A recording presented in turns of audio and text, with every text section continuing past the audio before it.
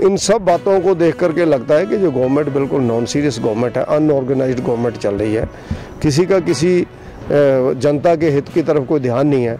इसलिए भारतीय जनता पार्टी इस गवर्नमेंट की निंदा करती है और हम उम्मीद करते हैं कि जनता के ध्यान में अब आया होगा कि जो कांग्रेस चुनावों के दिनों में हो हल्ला मचा करके वोट मांगते थे, आज उन सब बातों से ये मुकर रहे हैं।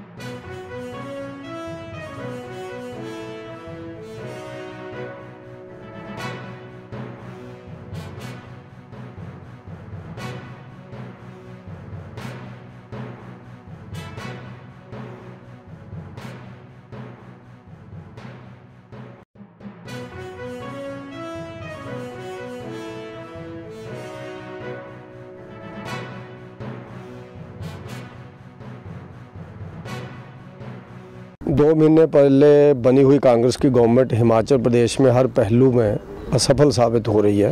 हिमाचल प्रदेश में लोन का जो विरोध करते थे कि करोड़ों रुपया लोन ले लिया, हिमाचल पे कर्जा हो गया, लेकिन पिछले 2 महीने में सैकड़ों नहीं हज़ारों करोड़ रुपए के लोन इन्होंने ले लिए और अगले लोन की भी तैयारी चल रही है।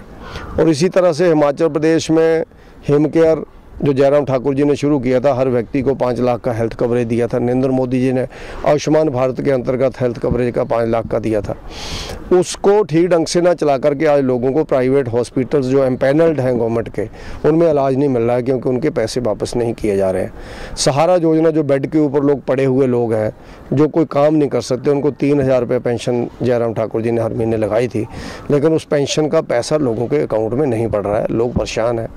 इसी तरह से विधायक क्षेत्र विकास निधि योजना VKVNY प्रदेश गवर्नमेंट ने रोक दिया है, विधायकों का फंड ही रोक दिया गया है। प्रदेश के अंदर कोई टेंडर नहीं हो रहा है और 31 मार्च तक सब जगह टेंडर बंद कर दिए गए हैं। कोई ठेकेदार की पेमेंट नहीं हो रही है। हिमाचल में सब विकास के काम रुके हुए हैं। और इसी तरह से हिमाचल प्रदेश में जो अन्य गवर्नमेंट्स आकर के नए नए काम शुरू करती हैं, वो काम तो क्या शुरू करने थे, पुराने काम भी इन लोगों ने रोक दिए हैं, जिसकी भारतीय जनता पार्टी निंदा करती है। और हम लोग ये मानते हैं कि जो गवर्नमेंट चारों खाने चित हो गई है, पिछले 2 महीने के अंदर ही जनता इनके विरोध में खड़ी हो गई है। पेंशन देने का मामला इन्होंने हर महिला को कहा था, आज पेंशन से मुकर रहे हैं। इन्होंने हर हिमाचल प्रदेश के नागरिक के सामने वायदा किया था 5 लाख रोजगार हम देंगे नौजवानों को, आज उससे मुकर रहे हैं।